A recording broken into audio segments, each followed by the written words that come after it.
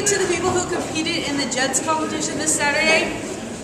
And we're not going to have a meeting this F day because there's going to be a basketball competition.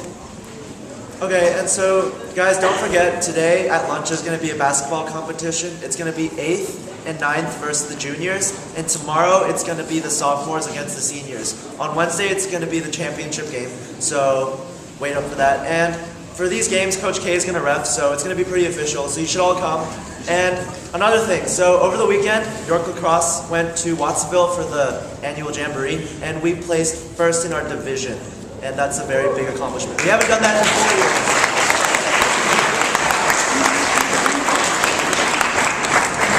And that's about it, so. As most of you know by now, the winter play, The Crucible, opens this Thursday, and it runs Thursday, Friday, Saturday evenings at 7:30 and Sunday at 2 o'clock. Many of you have made your reservations already, and thank you for that. If you haven't, Friday and Saturday are very nearly booked solid, so Thursday and Sunday are the ones that we have the most seats left. Please realize that when we get as many as capacity, we then start a waiting list, and because it doesn't cost money to come to the play, some people unfortunately make reservations and then don't show up. So we have always been able to seat the people on the waiting list. So please don't think you can't come if you end up on the waiting list. I would also let you know that this is not a play for small children. It deals with adult themes, adult subject matter, and we would certainly hope that everybody at York knows how to be a mature audience and how to behave appropriately at a play like this. Yeah. The other thing I want to mention is to remind you about the One Act Play Festival that comes up with our Spring Arts Weekend. I'm looking for submissions from everybody, students, staff, faculty, and the deadline to submit your script to me will be the day we come back from spring break, which I think might be March 20th, possibly. So if you have not yet gotten started on that, that gives you spring break to get it written. If you have any questions, please come and see me.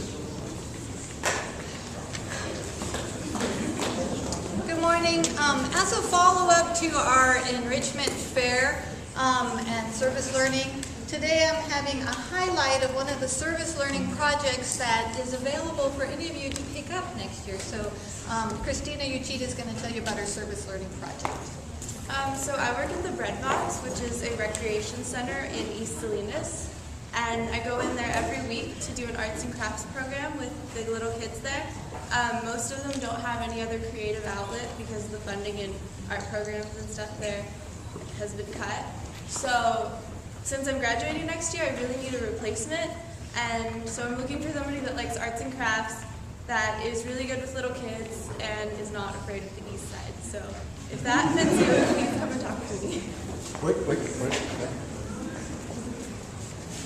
The Prudential Company has had for several years a program they call the Spirit of Community. And there are local nominations, and some of those local nominations become national nominations, and it is my pleasure to present a certificate which is got the presidential seal. That is the President's Volunteer Service Award, which recognizes this great work in the community. And the name on it is, my goodness, what a surprise, Christina Uchida.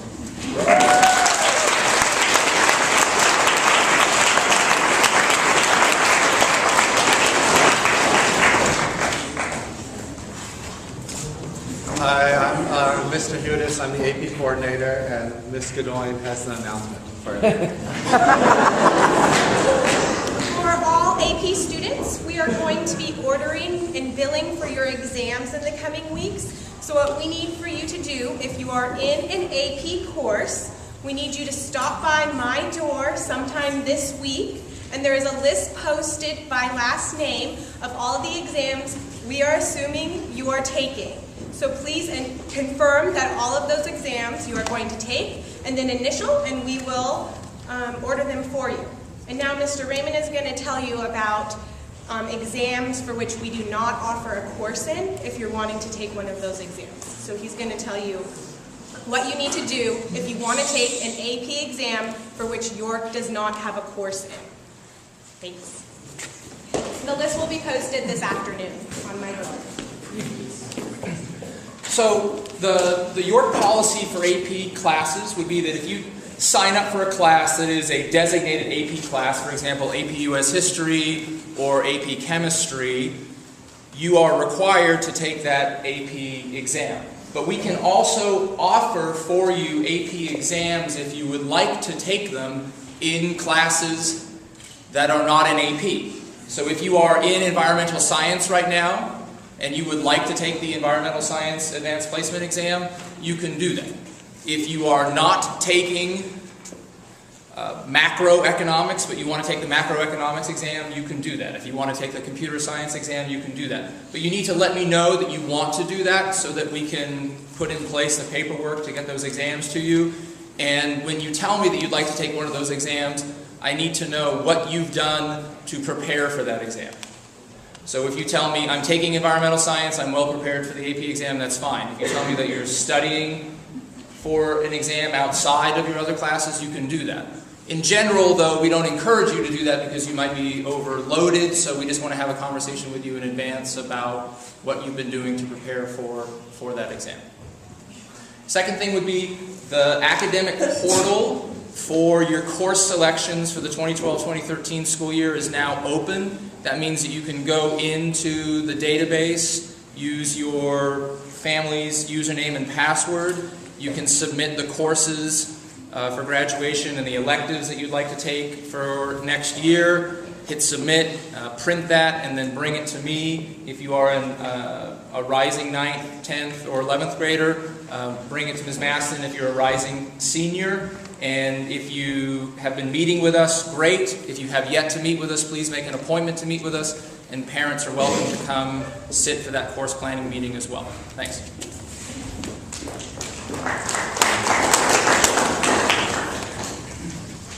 I'm trying to get rid of some really nice items, actually. They're 4 kick wheels for ceramics.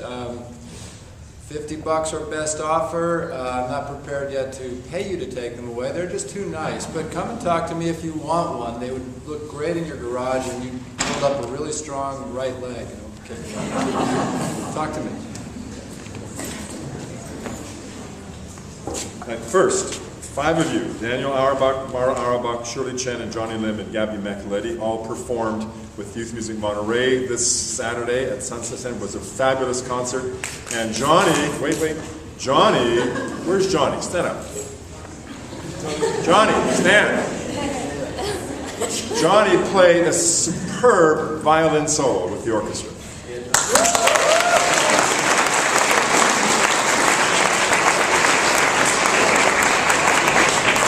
If you are a pianist, you probably know the name Garrick Olson, one of the greatest living pianists. He's going to be in Carmel on March 11th, and you can get a free ticket, and this paper will tell you how you can do that, and I'll be outside. You can pick it up from me. Finally, when was the last time you saw a camel in church? Never? I just saw one last October.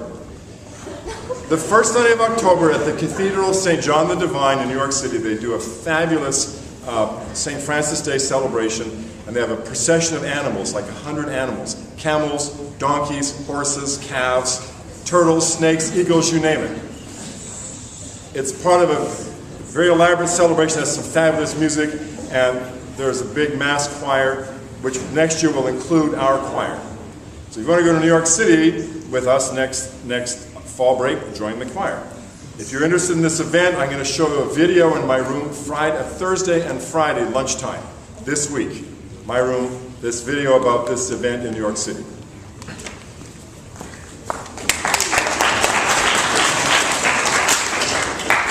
For those interested in running for Executive Student Council next year to be like our lovely leaders here, elections will be happening shortly after spring break, and I will post on the Moodle site an exact timeline. But if you're thinking about it, please talk to some of our exec now and find out what's entailed with their job, because shortly after spring break is when we'll be opening nominations.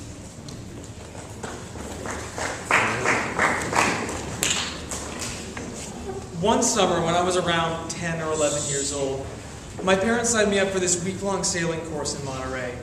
I did it reluctantly, but it actually turned out to be a formative experience.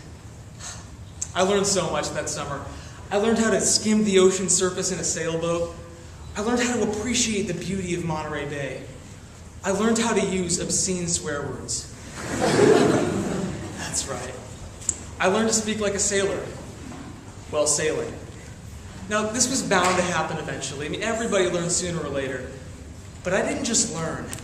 I fell in love with these tiny, deadly words that could put your grandmother in a coma.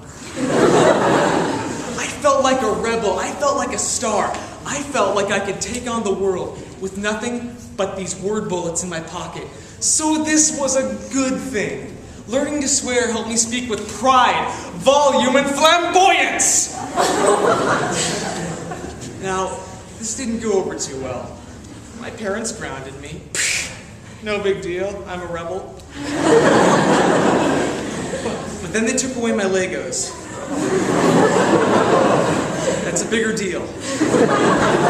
Thought you loved me, Mom. But good parenting can be deceptive. They gave me fair punishment, and eventually I did learn my lesson. In fact, I haven't sworn since. Okay, not really. That would be ridiculous. Anyway, my point is, swearing is a sacred form of art that can be gratuitous and boring in the wrong hands. There's a time and a place for it. Schools, churches, and orphanages, not even. So if you're gonna swear, don't do it to be cool. Swear when you're angry, or swear when you're with friends. Swear when the boom from the sail hits you in the back of the head. You'll get much more attention that way.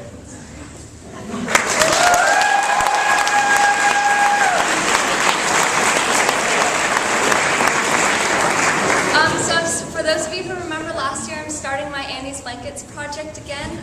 For those of you who don't know, Annie's Blankets is a non-profit organization. It's local. Basically, what happens is this program collects, bundles, and donates blankets and towels to animal shelters and animal hospitals. So how many of you guys have a pet at home? No? So this is actually benefiting your pets too, because then they feel warm and comfortable when at their hopefully brief stay at the veterinarian's office. Let's see. So Annie's Blankets has collected almost 90,000 blankets and towels for the few years that it's been running. I've personally collected almost 1,000, and I'm hoping to double that this year. So what you guys can do to help me is bring in some of your old, gently used blankets and towels. We can't have sheets and we can't have electric blankets. The softer the better. And then props to my little superstars who have already brought in some donations. You guys can look for the red barrel. It's out by the main office. So when you do have a few, just kind of toss them in there. And then later on, I'm going to have a fold test on March 28th. So for now, bring in your blankets and towels. Thank you so much. Still one meeting today, but keep checking the online curriculum to prepare for the conference, which is actually in 2 weeks. Emma, Kai, and Evan, I still need your forms and checks. Key Clubbers, there's a really good opportunity to work with the local Kiwanis Club in Monterey this Saturday. We're not having a Key Club meeting before then, so if you want details about that, just talk to me, and I'll give you those details. Also, people, please submit to Lit Mag. I got a really great poem submission last week, and I really hope to add on to that, and we can have a really awesome publication this year. So do that, and you'll be showered with praise.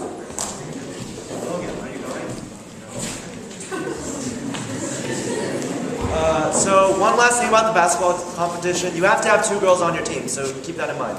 And then 8th graders on the student council meet by the flagpole for yearbook picture. Go to class.